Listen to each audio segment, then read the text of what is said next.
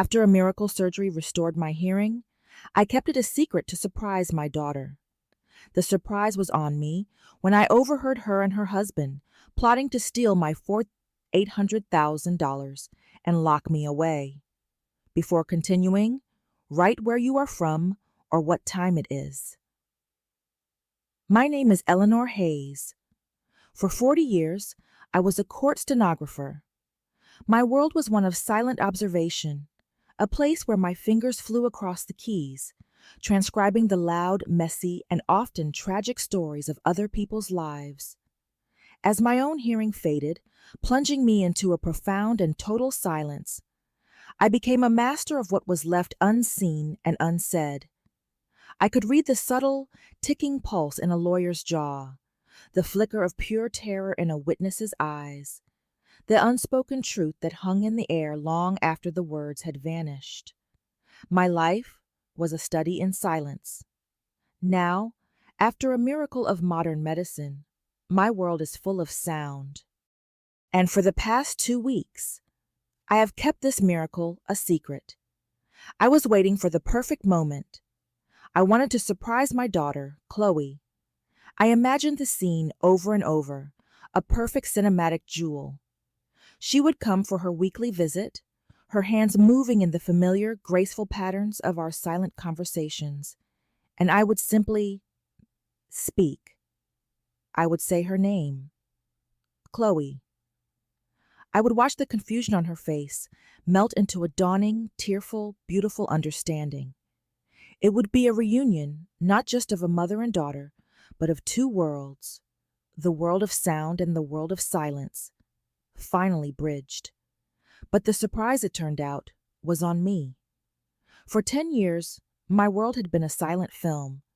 A degenerative condition had stolen my hearing, piece by piece, until all that was left was a distant, muffled roar, like the ocean heard from miles inland. I adapted. I learned to read lips with a stenographer's precision. My home filled with flashing lights that told me when the phone rang or when someone was at the door. I had learned to live without sound, but I had never, not for a single moment, stopped missing it. The surgery was my last hope. A new, experimental procedure my audiologist, the brilliant and kind Dr. Evelyn Aris, had suggested. The recovery was long. The activation was terrifying. The first sounds were distorted, robotic, like monsters speaking from the bottom of a well. But then, day by day, the world tuned itself. The distorted static sharpened into the sound of a bird outside my window. The robotic hum became the gentle rumble of the refrigerator. I had wept in Dr. Aris's office, a joy so profound it was a physical ache in my chest. I had been reborn. So I waited. For 2 perfect weeks, I lived with my secret, a joyful, buzzing thing in my heart. I sat in my own home and just listened. The tick of the grandfather clock in the hall, the hiss of the kettle, the creak of the floorboards upstairs. It was a symphony of the mundane, and it was the most beautiful music I had ever heard. Today was the day. Today I would give Chloe the gift of my voice. The doorbell's flashing light pulsed. My heart hammered against my ribs. I opened the door, my smile so wide it hurt my face. Chloe swept into the living room, a bright, cheerful whirlwind of filial devotion. "Hi, Mom," she said, her voice booming, her hands already forming the signs for hello. She gave me a perfunctory kiss on the cheek, and I was hit by a cloud of her expensive perfume. It smelled sharp and chemical.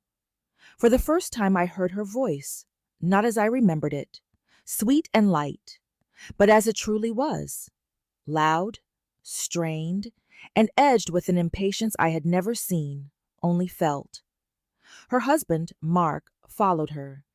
He was a slick, handsome man with a charming smile and the cold, empty eyes of a shark.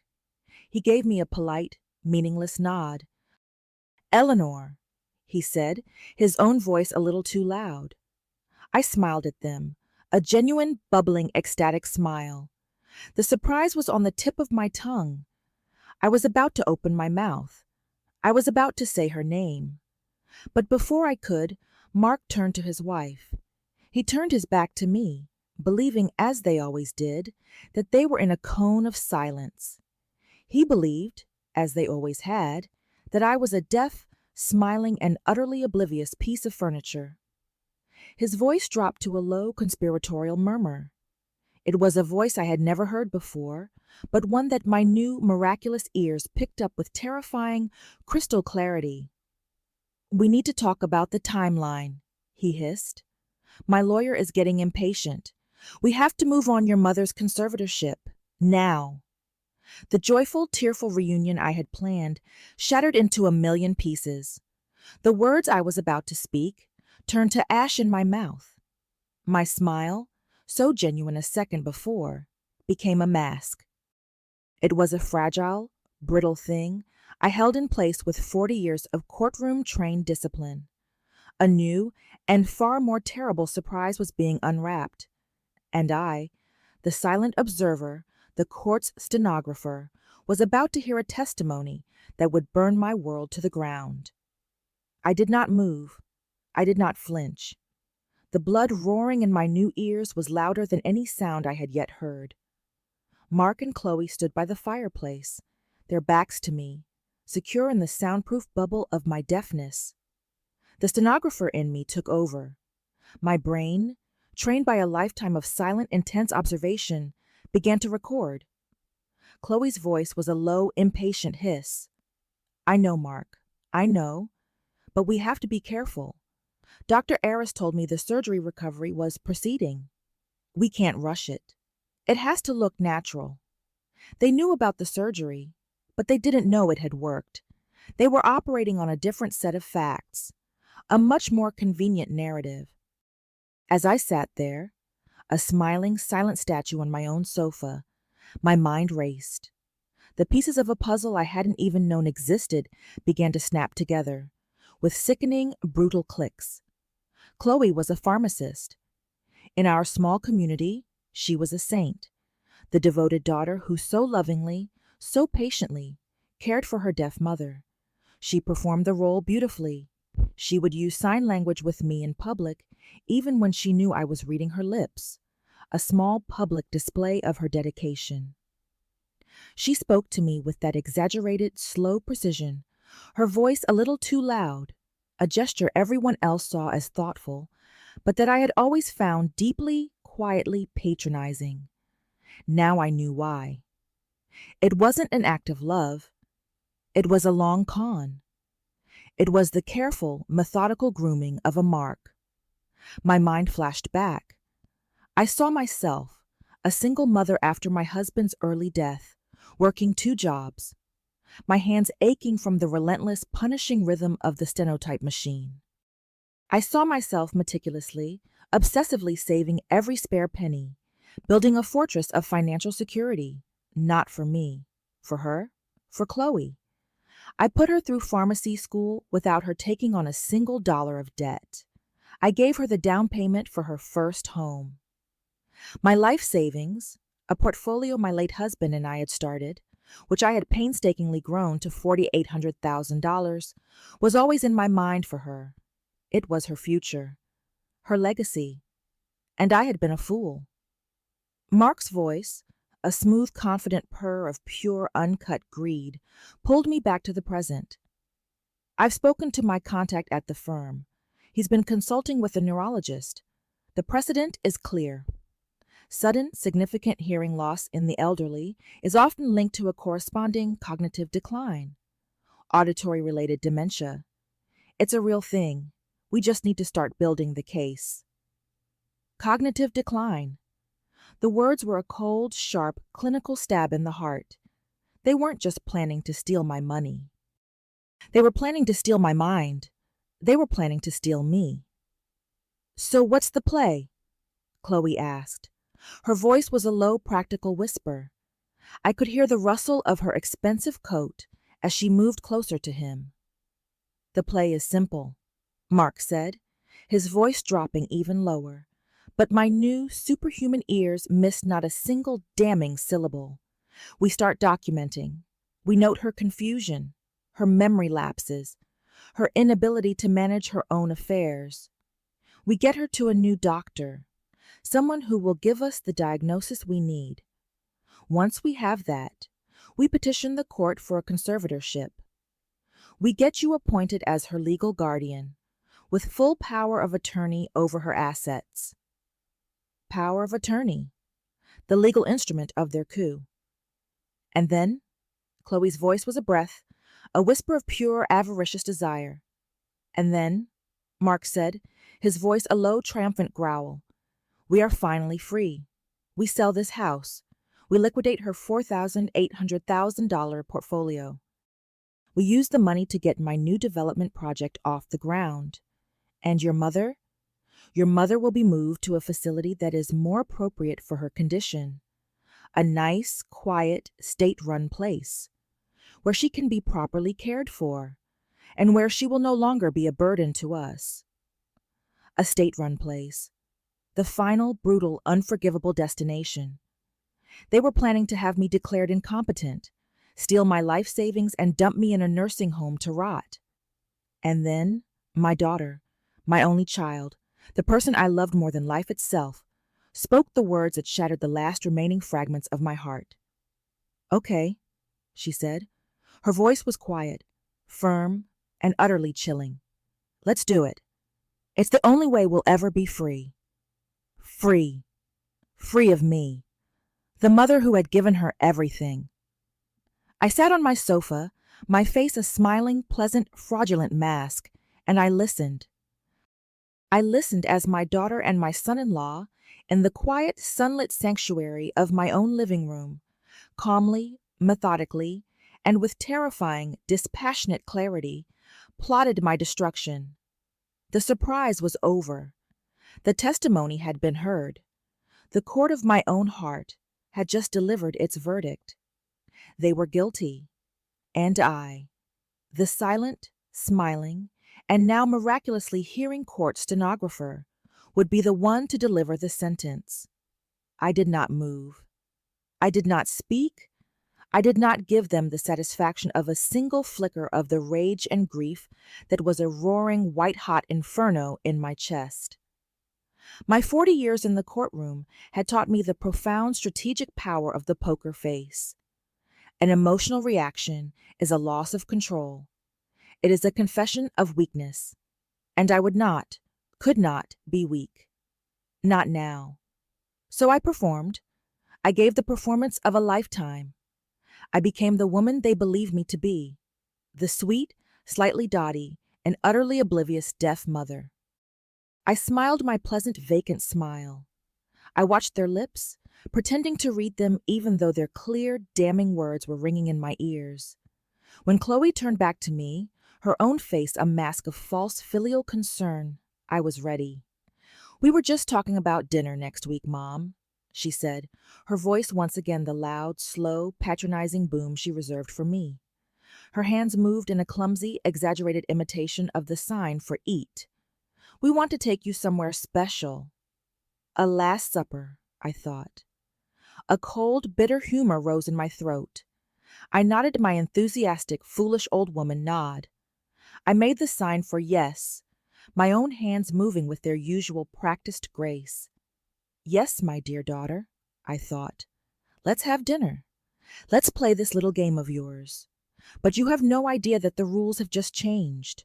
The board has been flipped, and I am no longer a pawn in your game. I am the queen. They stayed for another hour, an agonizing eternity. They sat on my sofa. They drank my tea. They continued their grotesque performance of the loving family. They spoke to me of trivial things, their voices loud and slow, their hands moving in a pantomime of communication. And all the while, I listened. I heard the quiet, almost imperceptible hiss of contempt in Mark's voice. I heard the tight, false brightness in Chloe's. When they finally left, Chloe hugging me with arms that felt like steel bands, I closed the door. The click of the deadbolt sliding into place was the loudest sound I'd ever heard. I stood in the hallway for a long time. the ticking of the clock, the humming of the refrigerator. They were no longer a source of joy. They were a grim, steady reminder of the world I had to protect. The grief, the profound, soul-deep wound of my daughter's betrayal was a physical thing, a heavy, cold stone in the center of my chest. I allowed myself to feel it. I allowed a few hot, silent tears to trace a path down my cheeks. And then I stopped. I wiped my eyes. The time for grief was over. The time for action had begun. My daughter and her husband had made a critical, foolish mistake. They had underestimated their opponent. They saw a frail, deaf, helpless old woman. They did not see the court stenographer. They did not see the woman who had spent a lifetime listening to lies, deceptions, and the carefully constructed fictions of guilty men. They did not see the woman who knew, better than anyone, the profound and permanent power of a documented, irrefutable, and legally binding record. They wanted to build a case against me. Well, I was about to build a case of my own, and mine would be a masterpiece. The first step in any counteroffensive is to understand the battlefield. Before I could secure allies, I had to confirm the enemy's position. My daughter and son-in-law had spoken of liquidating my portfolio, of managing my assets. This meant they had been thinking about my money for a long time. I had to know if they had done anything yet. The next morning, I did something I hadn't done in years. I went to my bank, not the local branch where Chloe was a minor celebrity, but the main wealth management office downtown, where my $4,800,000 portfolio was managed. I walked in, my performance of the deaf old woman firmly in place. I communicated with the receptionist by writing on a notepad. I was directed to a young, kind-faced wealth manager named Mr. Harris. We sat in his glass-walled office. I wrote on my pad, I would like a full printed statement of all my accounts, and a list of all recent inquiries. He smiled patiently, speaking loudly and slowly. Of course, Mrs. Hayes. We can absolutely get that for you. Is everything all right? I just nodded, playing the part of the slightly confused, overwhelmed senior. He turned to his computer. The silence in the office was thick. I could hear the tap, tap, tap of his keyboard, the hum of the server rack in the hallway. He printed the documents. Everything was there. The $4,800,000 was secure. No unauthorized transactions. I felt a small wave of relief. Then he frowned, turning back to me. He leaned in, lowering his voice, though to him it made no difference. This is a bit unusual, Mrs. Hayes, he said, still speaking too loudly. Your son-in-law, Mr. Evans, was actually in here just last week. My blood turned to ice. I kept my face placid, confused. I wrote, My son-in-law? Mark? Yes, Mr. Harris said, looking uncomfortable. He didn't access anything, of course. He's not on the accounts. He was just asking procedural questions about what would be required to co-manage your finances in the event of, a medical emergency. He mentioned you'd had some health setbacks. He's already laying the groundwork, the concerned son-in-law. He was testing the walls of my fortress. I wrote, I see. Thank you. He is very helpful. Mr. Harris nodded, his professional smile back in place, but his eyes were wary. It was all hypothetical, of course. We assured him that we would need your explicit, notarized consent for any changes. He tapped the papers. Everything is perfectly secure, Mrs. Hayes. I nodded, gathered the papers, and left. The artifact was secured. Mark wasn't just talking. He was acting. The threat wasn't distant. It was here. It was standing at the gates. My next stop was the only person in the world who knew my secret. It was time for my follow-up appointment with Dr. Evelyn Orris. It was a routine checkup. It became a council of war. Dr. Orris was a brilliant, no-nonsense woman in her 40s, a rising star in her field. She saw the success of my surgery not just as a professional triumph, but as a human one. When I had wept with joy in her office 2 weeks ago, she had cried with me. Today, when she greeted me in her examination room, her face was a mask of professional, cheerful concern. "Eleanor," she said, her voice warm and kind. "How are you feeling? How is the new world of sound treating you?" I looked at this kind, intelligent, trustworthy woman, and the dam of my carefully constructed composure finally broke. I did not just weep, I sobbed. A racking, painful, cathartic torrent of the grief and rage I had been holding in for the past 24 hours. Dr. Aris was by my side in an instant, her hand on my shoulder, her voice a low, soothing murmur. She did not rush me. She simply waited, a calm, steady presence in the storm of my anguish. When my sobs finally subsided, I told her everything. I recounted the entire sordid, horrifying story.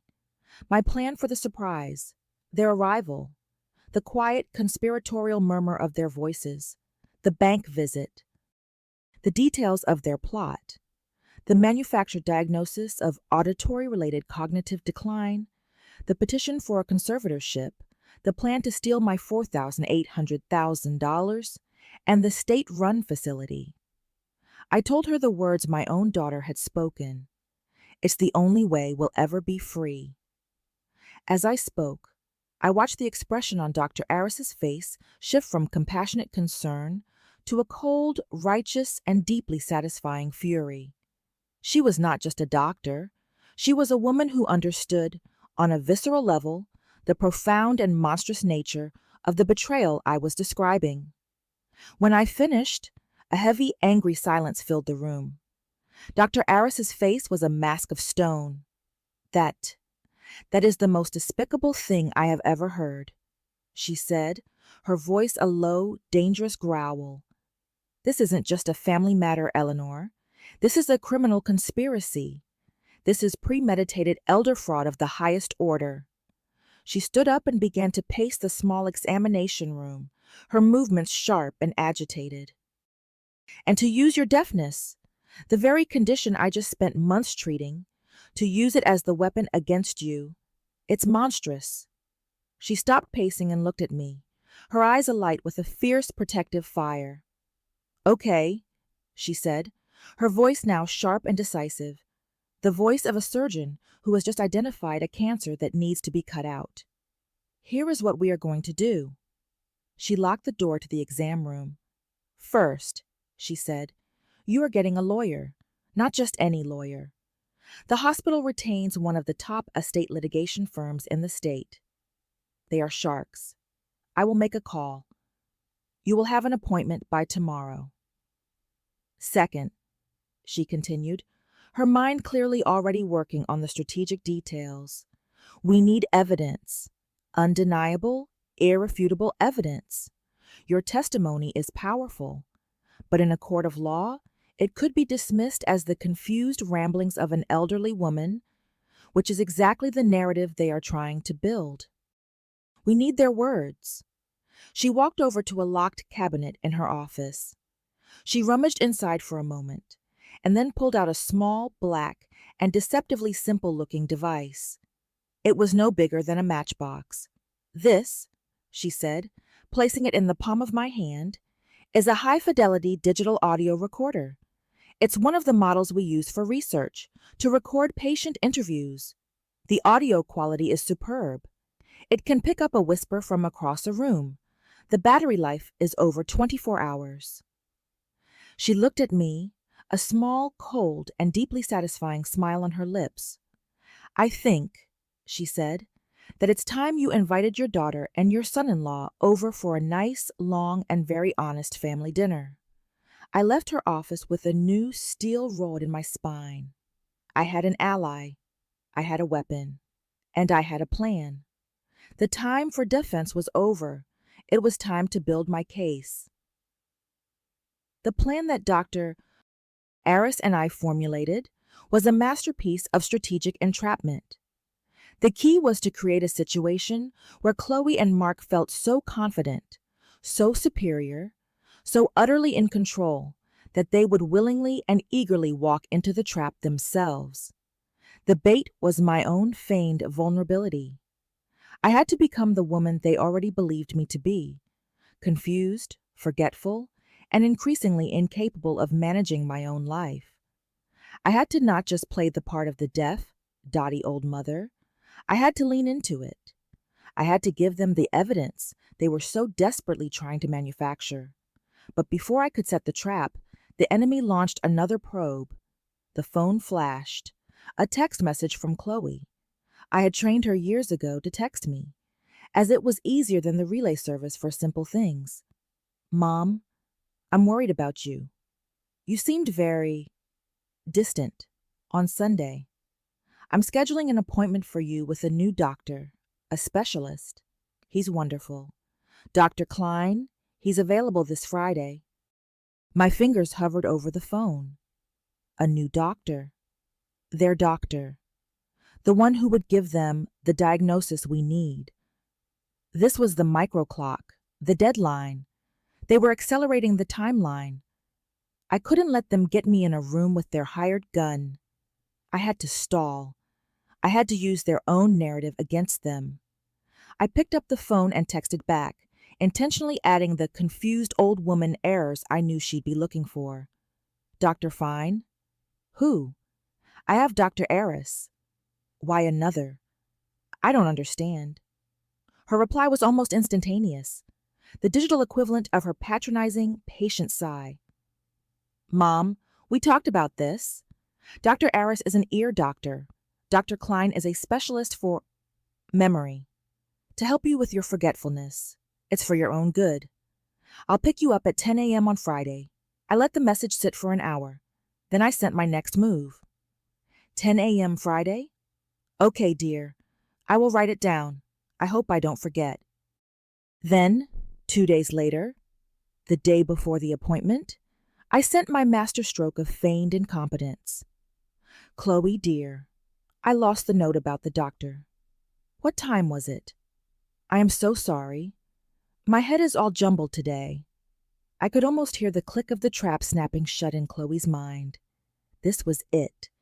This was the proof she needed. Her confused mother couldn't even remember an appointment for 2 days. Her reply was laced with triumphant, false concern. Oh, Mom, don't you worry your pretty little head. It's okay. Mark and I will handle it. In fact, let's cancel the appointment for now. We can reschedule. Let's not add to your stress. I had bought myself time. More importantly, I had just handed them a shiny piece of evidence for their file. They would be feeling arrogant, confident, and completely in control. They were winning. Now, it was time to set the real trap. I went to my computer and opened the text relay service. This was the system for the deaf that transcribes a spoken conversation into text, with a live operator acting as the bridge. It was slow, clunky, and perfectly reinforced my performance of helplessness. I called Chloe. She picked up, her voice suddenly switching to the loud, slow, patronizing boom. Hi, Mom. Is everything okay? The operator's synthesized voice read her words, which I ignored. I typed my response, which the operator read to her in a flat electronic tone. Hello, dear. I have been doing some thinking about the future. I paused, letting the artificial delay of the service build the drama. You are right. It is all very confusing for me. The bank, the house. I would like to talk to you both about my will and about making things easier for you in the long run. There was a sharp intake of breath on the other end. I heard it clearly. I had just offered them the kingdom. Oh, Mom. Chloe's voice was thick with a new, cloying sweetness. Of course, we want to help in any way we can. That's so smart of you. So brave. I would like to have you and Mark over for dinner this Saturday. We can talk about everything. properly. We'll be there, Chloe said, her voice practically vibrating with suppressed glee. We'll be there, Mom. Don't you worry about a thing. The bait was taken. The evening of the dinner, I was a bundle of nerves, not of fear, but of a kind of high-stakes, theatrical excitement. My house was the stage. I was the lead actress. And my audience of two was about to witness the performance of a lifetime. I prepared a simple, elegant meal, a roasted chicken with rosemary and lemon, their favorite. And then I set the trap. The digital recorder from Dr. Aris was a tiny black rectangle, almost invisible. I used a small piece of double-sided tape to affix it to the back of a heavy, ornate, silver picture frame that sat on the mantelpiece in the dining room. The frame held a photograph of my late husband, Samuel. He would be my silent, watchful witness to the proceedings. From its position on the mantelpiece, the recorder's tiny, powerful microphone had a clear, unobstructed line of sight to the dining table. I tested it. I stood where I would sit and whispered, "Testament, conservatorship, $4,800,000. I walked back to the mantel, retrieved the recorder, and played it back. The sound was flawless, crystal clear. I slid the recorder back into its hiding place. It was perfect. At 7 p.m. sharp, the doorbell's light flashed. I took a deep breath, composed my face into a mask of pleasant, frail confusion, and went to open the door. They arrived, dressed for a celebration. Mark was carrying a bottle of expensive, oaky Chardonnay, which he presented with a flourish, as if it were a tribute. Chloe had a bouquet of funereal-looking lilies, which I graciously accepted before discreetly moving them to a room where their cloying scent wouldn't overwhelm me. "Mom," Chloe boomed, "you look wonderful. The house smells amazing." I just smiled and nodded, gesturing them into the dining room. I was the spider, and they were the most arrogant, self-satisfied flies in the world. We sat down to dinner, and I began my performance. I was just a little more forgetful. I struggled to follow their lips. I asked the same question twice. Halfway through the meal, I accidentally knocked over my water glass, my hand trembling as I tried to clean it up. Oh dear, I fussed, my voice frail. "It's okay, Mom. It's okay," Chloe said, rushing to help, her voice a symphony of patronizing care. "Let me get that." She and Mark exchanged a small, triumphant, almost imperceptible glance over my head. It was working. They were completely arrogantly buying it. They were so lost in their own sense of superiority, so convinced of my decline, that they had no idea they were not the puppeteers in this drama. They were the puppets. The trap had been set. The bait had been taken. The recording was live. Now, all I had to do was get them to confess. And I knew exactly how to do it. The main course was cleared away. I served the dessert, a simple apple crumble, my mother's recipe, and as they were sipping their coffee, I leaned forward.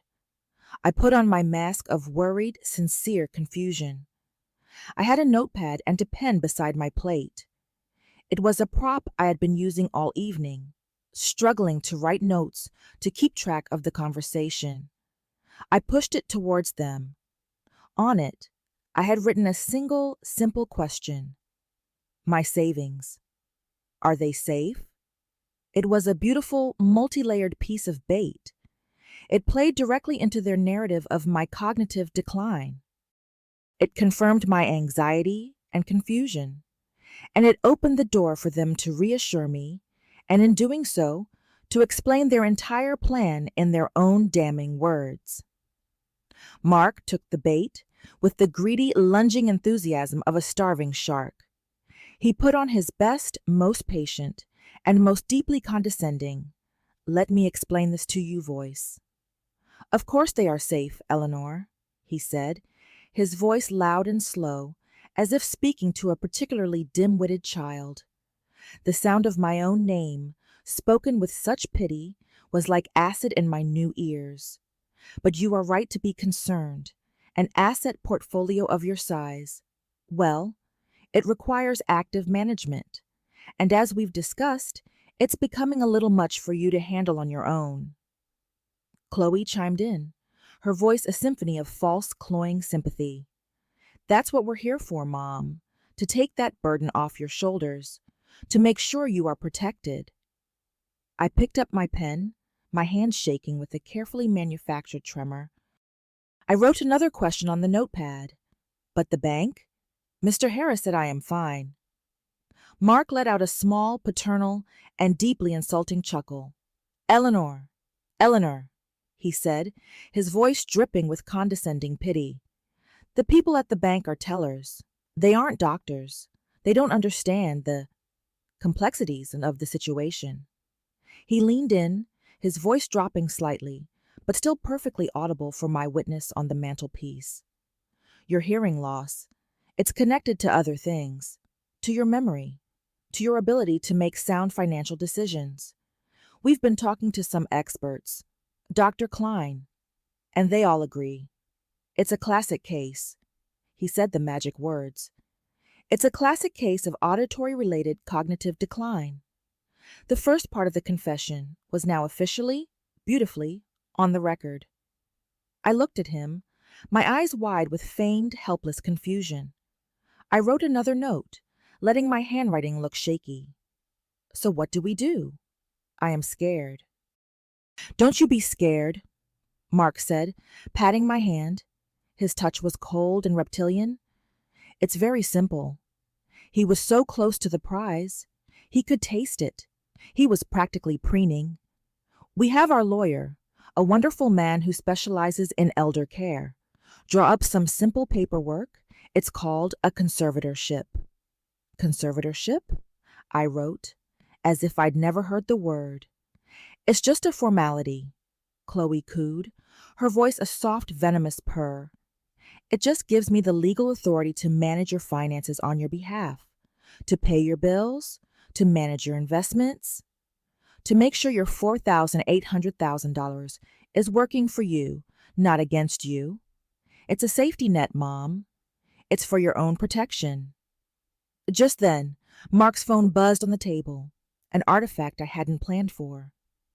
He glanced at it, and a slick smile spread across his face. Speak of the devil, he said to Chloe. It's from my lawyer. He's confirming. He then looked at me, the foolish old woman, and decided in his infinite arrogance to read it to me.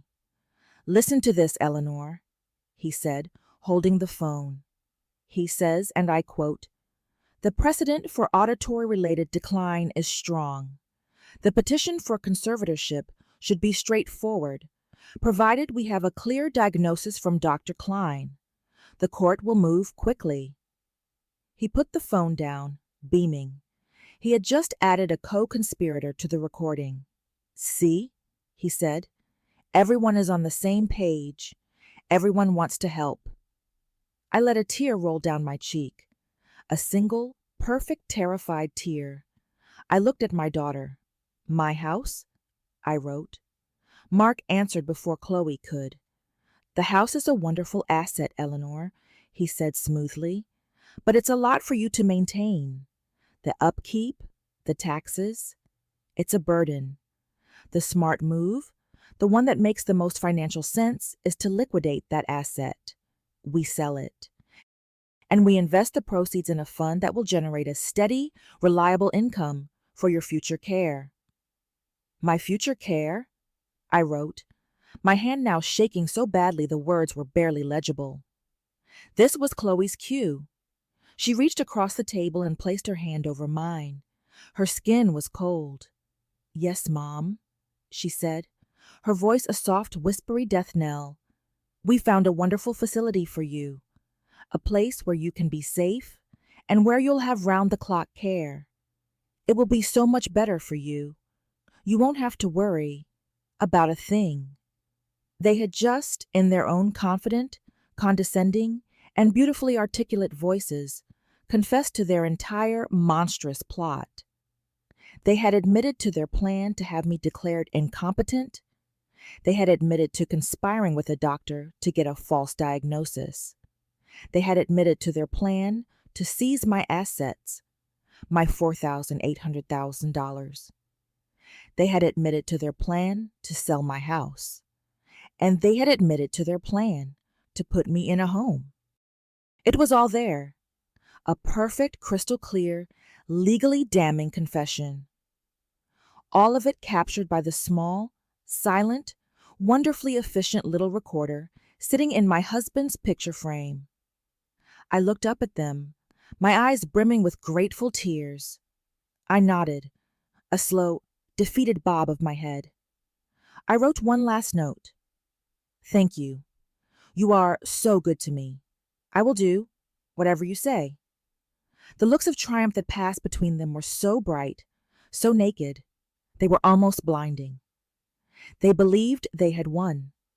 They believed the old woman was broken, compliant, and ready for the slaughter. They had no idea. The trap had been sprung. The evidence was secured. This wasn't a surrender. It was a declaration of war.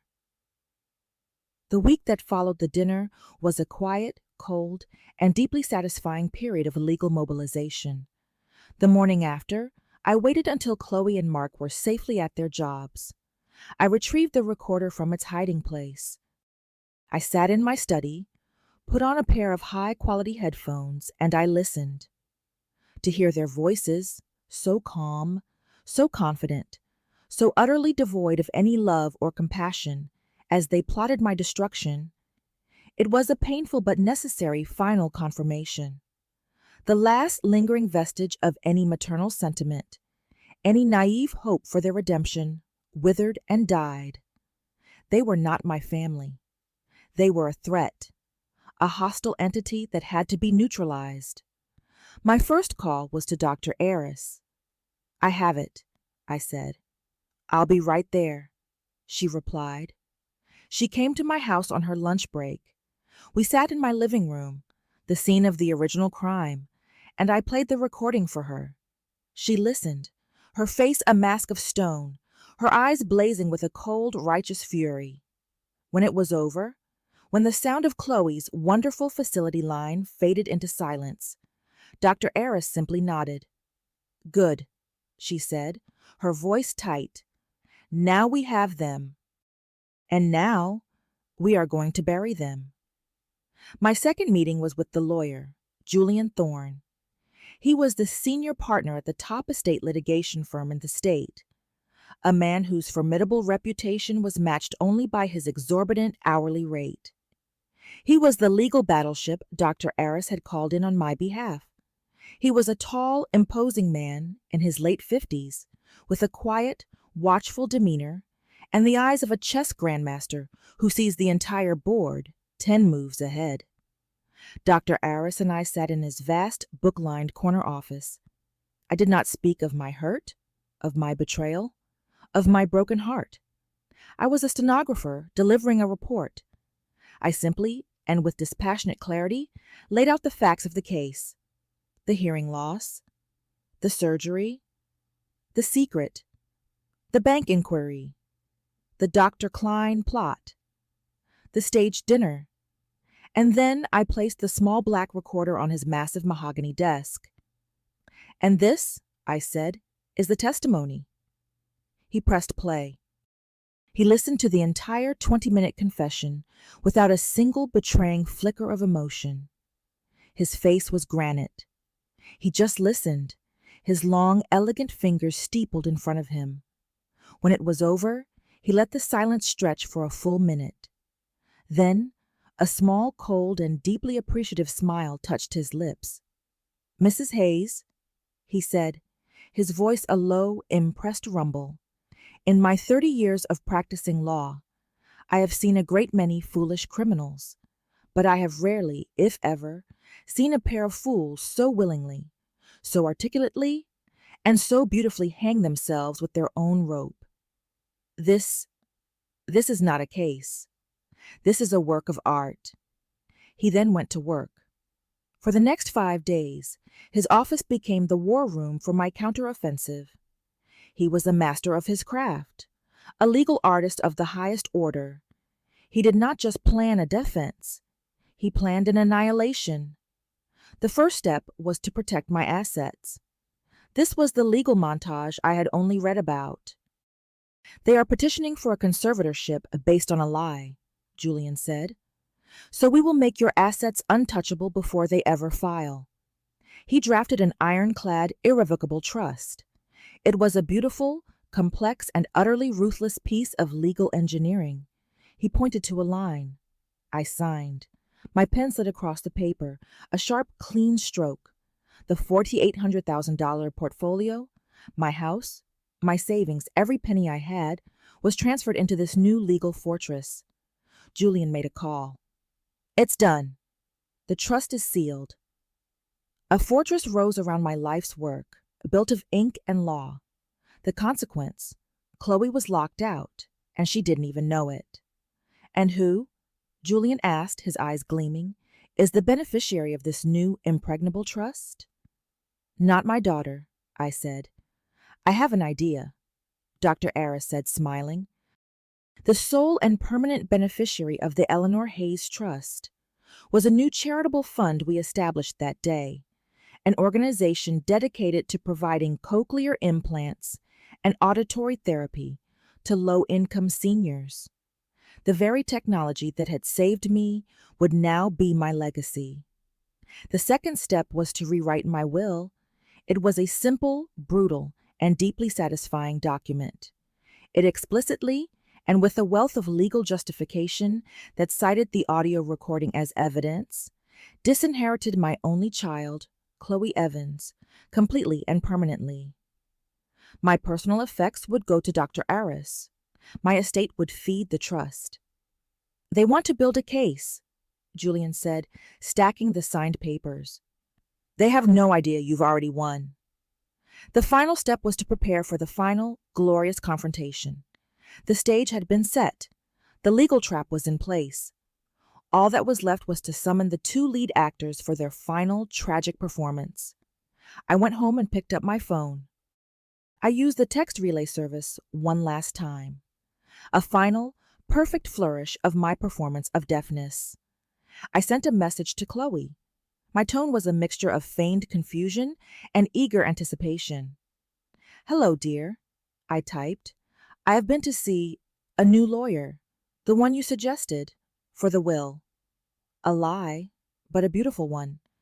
He has drawn up the papers we discussed, the power of attorney, and the other things. He says it is a very good plan.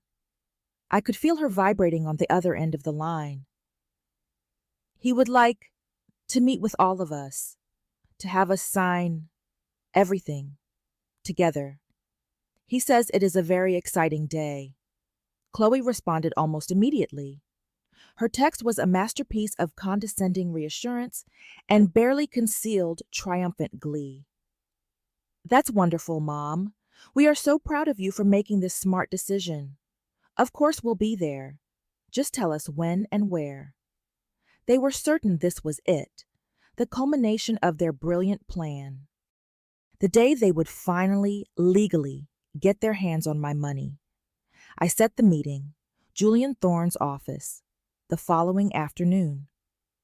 2 p.m. They had no idea they weren't walking into a signing. They were walking into a sentencing. The night before the meeting, I slept better than I had in a decade. The rage and grief had cooled, settling into a hard, clear, diamond-bright resolve. The stenographer was ready to read the verdict, but the enemy had one last desperate move. At 10 o'clock the next morning, 4 hours before the meeting, my doorbell's light flashed. It wasn't Chloe. It was Mark. Alone. My heart hammered. This was not part of the plan. This was a deviation, a last-minute confrontation. I composed my face into the confused death mask and opened the door. Mark stood on my porch, holding a thin leather briefcase. He was all smiles, but his eyes were tight, predatory. "Eleanor," he boomed, stepping inside without being invited. I know I'm early for the meeting, but I wanted to catch you. I have some of the preliminary papers here, from my lawyer, just to speed things up. If you sign these now, it will make the 2 p.m. meeting with your guy just a formality. He was trying to cut Julian Thorne out. He was trying to trick me into signing his papers, likely the real conservatorship petition, before I got to the safety of my lawyer's office. He pulled a sheaf of papers from his briefcase, an artifact of his own. He spread them on the hall table, a fountain pen appearing in his hand as if by magic. "It's just standard stuff, Eleanor," he said, his voice dripping with false reassurance. "It just gives Chloe the ability to, you know, help you with the bills." He pointed to a signature line at the bottom of a densely packed page of legal text, right here. My new ears were ringing. The sheer naked audacity of it. He was trying to seize my entire life, my $4,800,000, right here in my hallway. I had to perform. I leaned in, squinting at the papers.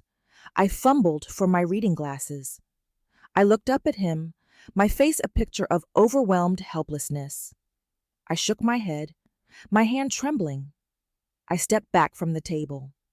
I made the sign for no. Then I spoke, my voice a practiced, frail, and breathy deaf voice. "No, no, too much. The lawyer, Julian, he said wait for him, only him." Mark's smile tightened. The charm offensive had failed. Now came the pressure. "Eleanor," he said, his voice losing its patient boom, becoming a low, frustrated hiss. "Don't be difficult.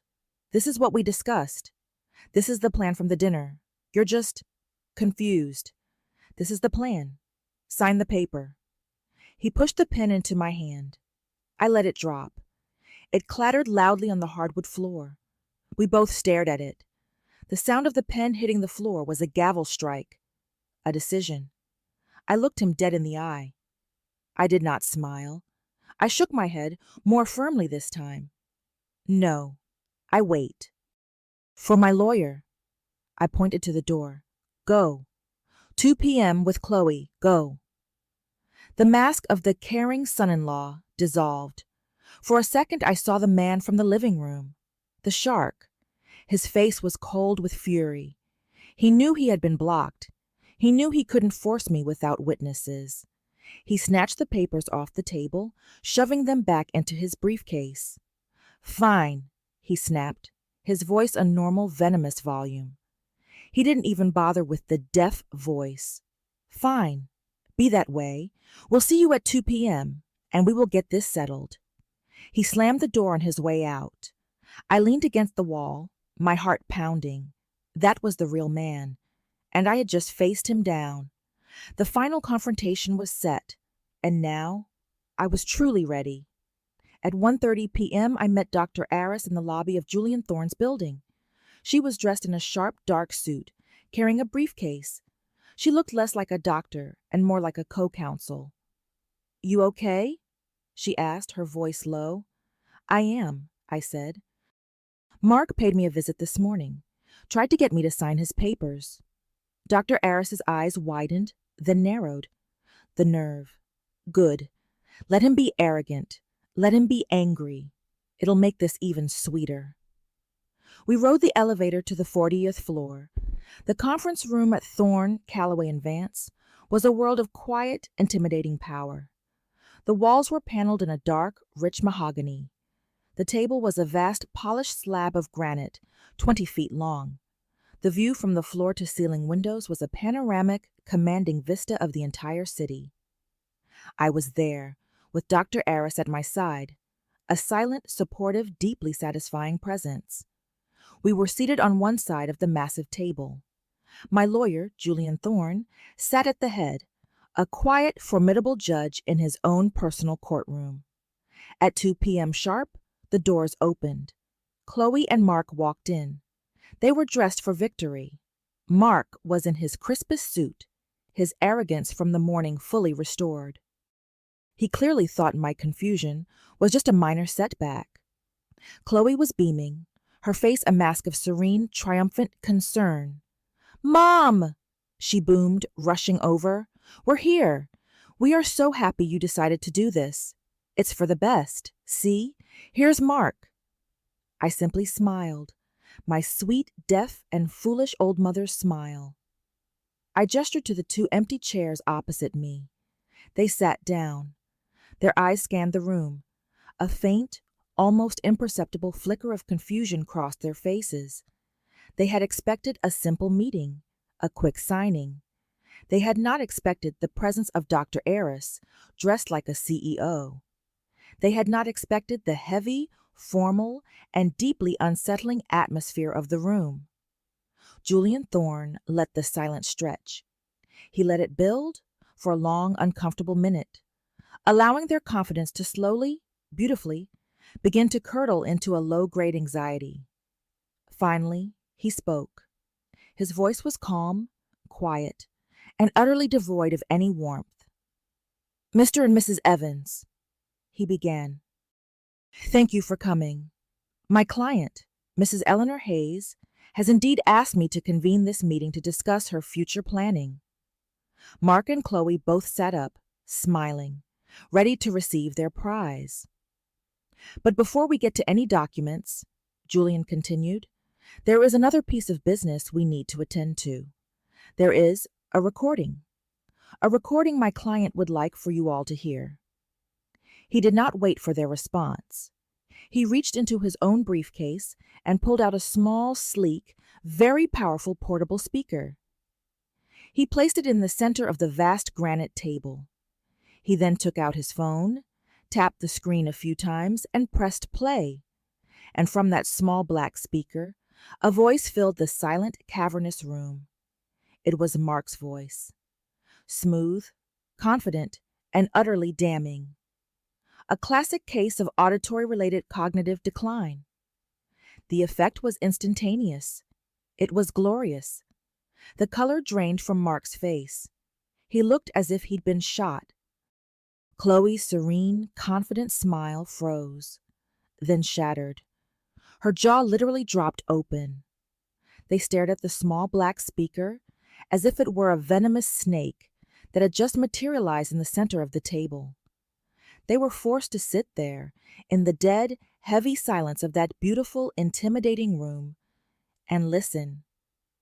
They listened to a crystal-clear, high-fidelity recording of their own voices.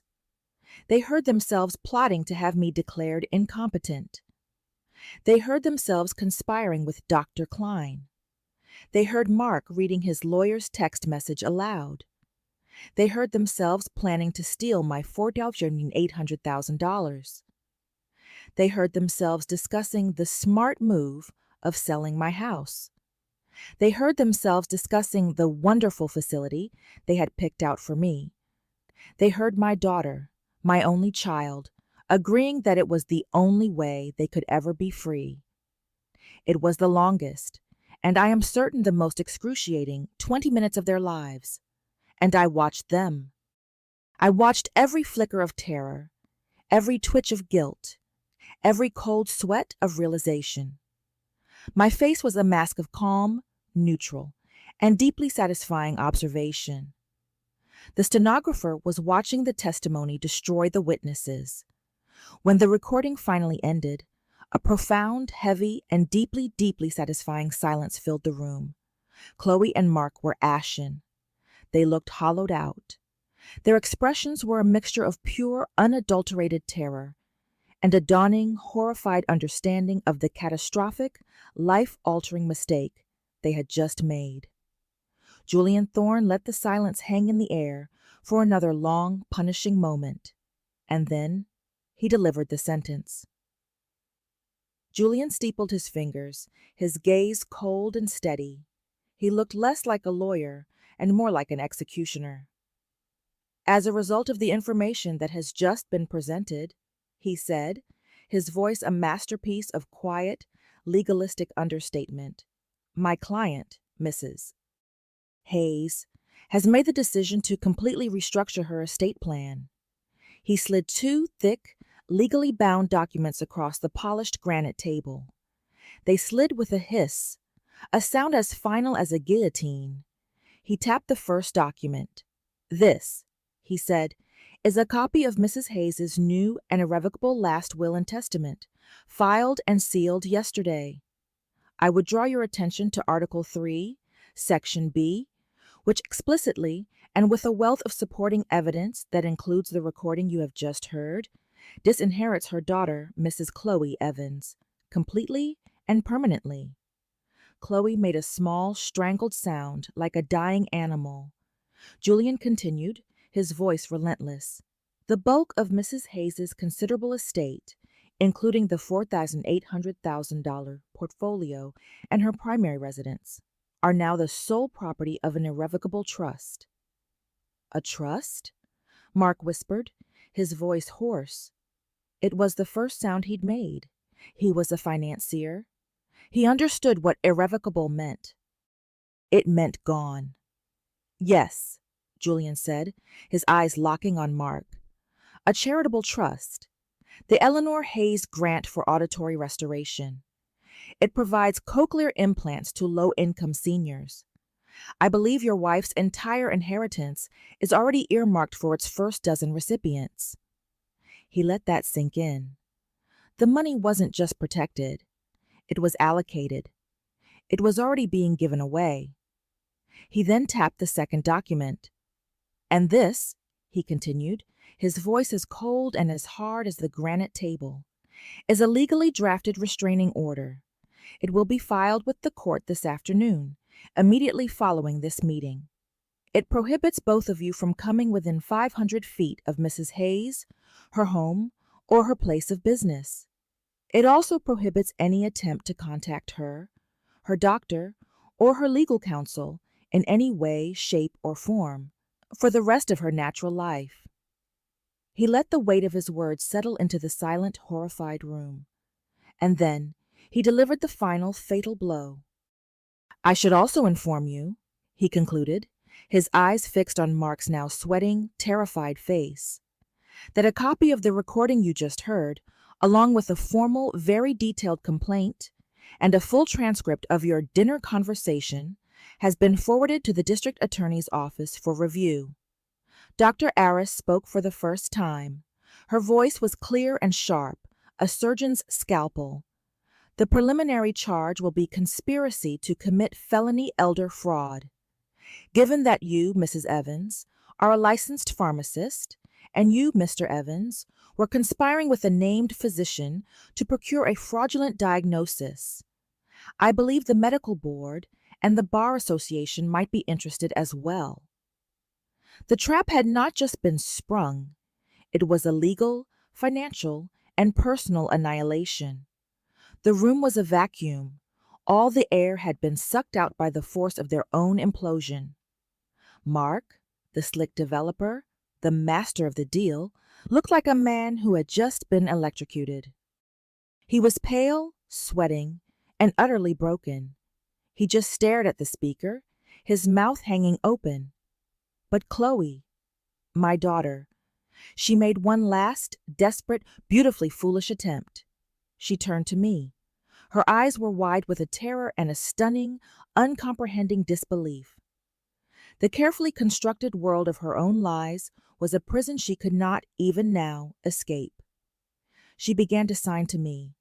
Her hands, the hands I had taught to speak, moved in a clumsy, frantic, pathetic pantomime. The signs for mother, for mistake, for sorry. And then she spoke. Her voice was a strangled, desperate whisper. But you couldn't have," she stammered, her brain finally, belatedly, grasping the central, impossible fact of her own downfall. "You couldn't have heard us. You can't hear." I looked at her, my daughter, the child I had raised, the woman who had plotted to bury me. I did not sign. I did not write a note. I did not use the professional, dispassionate voice of my lawyer. I used my own. I leaned forward across the vast, polished table, and for the first time in her adult life, my daughter heard my true, clear, and unadulterated voice. It was not the loud, booming, patronizing tone she had used with me. It was not the frail, shaky whisper I had performed for her. It was the quiet, precise, and perfectly modulated voice of a court stenographer, a voice that had been trained for 40 years to deliver the truth with an absolute and unassailable clarity. "Oh, but I did, Chloe," I said. My voice was as calm, as steady, and as final as a judge's gavel. I heard every single word. The finality of my voice, the simple, undeniable truth of it, was the blow that finally, truly broke her. A sound escaped her lips, a low, wounded animal cry of pure, unadulterated despair. The performance was over. The lies were gone. All that was left was the raw, ugly, and deeply, deeply satisfying truth of her own self-inflicted ruin. Julian Thorne stood up. "This meeting is adjourned," he said. "Security will see you out." The months that followed were a quiet and deeply satisfying renaissance. The restraining order was granted immediately. The fallout from the DA's office was swift and brutal. Armed with my perfect crystal-clear recording, a confession that needed no corroboration, the state opened a criminal investigation into Mark and Chloe. Mark's development project, which was apparently built on a house of cards, collapsed when his partners learned he was under investigation for felony fraud. He was disbarred. His consulting firm folded. They were forced to sell their house to pay their legal bills. Chloe's fate was, in some ways, worse. The State Pharmacy Board, upon receiving the evidence that she had conspired to procure a fraudulent diagnosis to incapacitate a patient, her own mother, summarily suspended her license pending a full hearing. The saint of the community, the devoted daughter, was exposed. I was free. My own life, in stark and beautiful contrast, began to bloom. The silence I had once lived in, a silence of biology, had been replaced by a new and far more profound silence, a silence of choice. My home, once a tense and unhappy place, was now a sanctuary of peace, and it was no longer quiet. I filled it with the sounds I had missed for so long. The music of Ella Fitzgerald and John Coltrane, the cheerful, mindless chatter of old black and white movies, and best of all, the sound of my friends' laughter. I had come out of my self-imposed shell, and with the help of Dr. Aris and Julian Thorne, who now sat on my charities board, I had found a new and powerful purpose. I had become a philanthropist. I was now the primary benefactor and acting director of the Eleanor Hayes Grant for Auditory Restoration, the organization that was now my sole heir.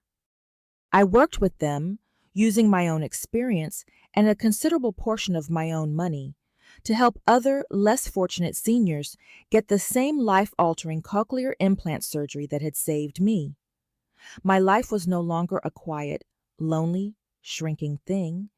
It was a loud, joyful, and expanding universe of purpose and connection. The final scene of my old life, and the first scene of my new one, took place on a warm, sunny afternoon in the late spring. I was sitting on my back porch, a place that had once been the setting for my stage confession.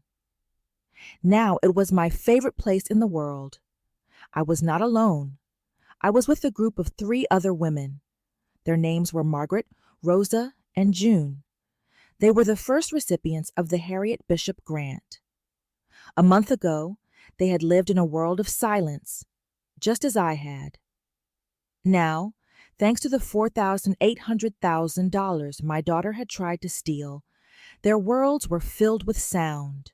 We were laughing, we were sharing stories, and we were, most importantly, listening to each other. Margaret, a former music teacher, was describing the first time she heard a violin concerto after 12 years of silence.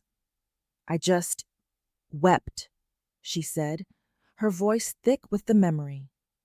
It was like hearing the voice of God. Rosa, a grandmother of 7, laughed. "Forget God. I heard my grandson tell me he loved me for the first time. I thought my heart would burst." I closed my eyes.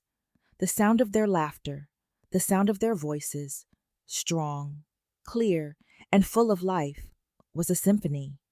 The story ends not with a bang, not with a final dramatic confrontation, but with a quiet and deeply satisfying sound. The sound of the wind rustling through the leaves of the old oak tree in my backyard, the chime of an ice cube against a glass, the murmur of new friends. For years, silence had been my prison. Then, for a few short, terrible weeks, it had been my weapon. Now, it was simply a choice.